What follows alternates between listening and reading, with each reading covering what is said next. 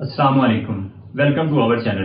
Trigeminal neuralgia एक ऐसी बीमारी है जिसमें आपकी मुस्कुराहट आपके चेहरे के अंदर दर्द की वजह बन सकती है। इस बीमारी को सुसाइड डिजीज भी कहते हैं क्योंकि इसकी दर्द दुनिया में पाई जाने वाली बीमारियों में से शदीद तरीन होती है। आज की इस वीडियो में हम इस बीमारी को मुकम्मल तौर पर समझेंगे और इसके इलाज के बारे में बात करेंगे।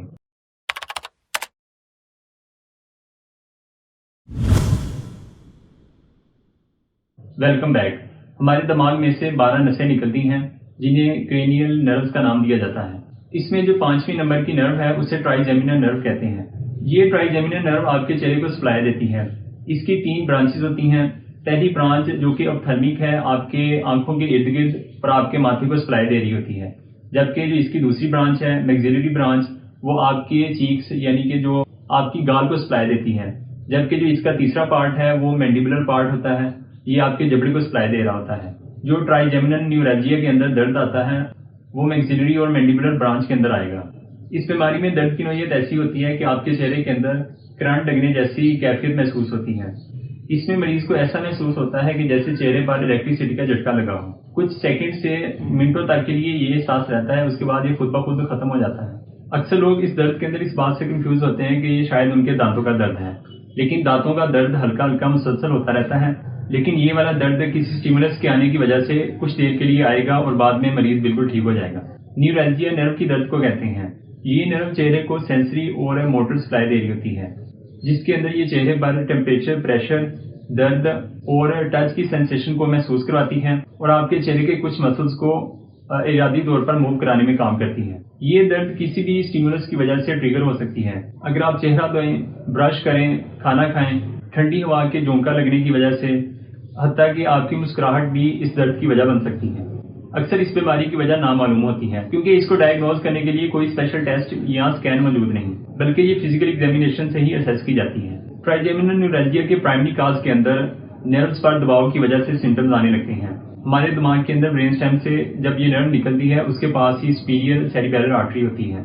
सुपीरियर सेरिबेलर आर्टरी की पल्सेटिंग मूवमेंट की वजह से पास पड़ी हुई ट्राइजेमिनल नर्व इरिटेट होने लगती है। इस आर्टरी की बार बार ट्रिगरिंग मूवमेंट इस नर्व के अंदर पेन का एहसास लाना शुरू कर देती है, जो बाद में किसी भी स्टिमुलस की वजह से एक्टिवेट हो जाती है। इस बीमारी की दूसरी वजह दिमाग के अंदर रसोली का बच जाना या पानी की थैली के बनने की वजह से भी ट्राइजेमिनल न्यूरैल्जिया के सिम्टम्स आना शुरू हो जाते हैं। या फिर दूसरी ऑटोइम्यून डिजीज जैसे मल्टीपल स्क्लेरोसिस भी इस बीमारी की वजह बन सकती है, क्योंकि नर्व से माइलिन शीथ के उतरने की वजह से इसमें जो इरिटेबिलिटी है वो बढ़ जाती है।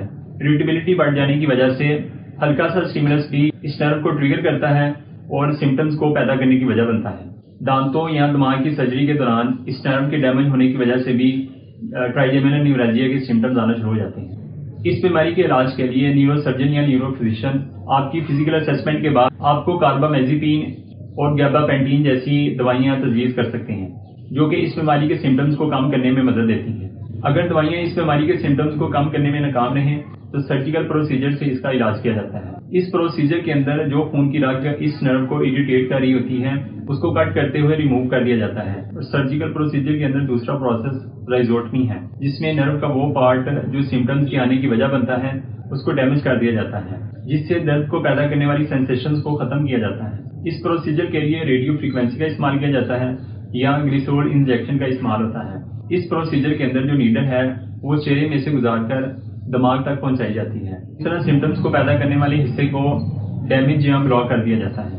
उम्मीद है आपको ये वीडियो पसंद आई होगी। अगर इस बीमारी के मुताल्लिक आपके ज़हन में कोई भी सवाल है तो आप नीचे कमेंट सेक्शन में हमसे पूछ सकते हैं। Thanks for watching.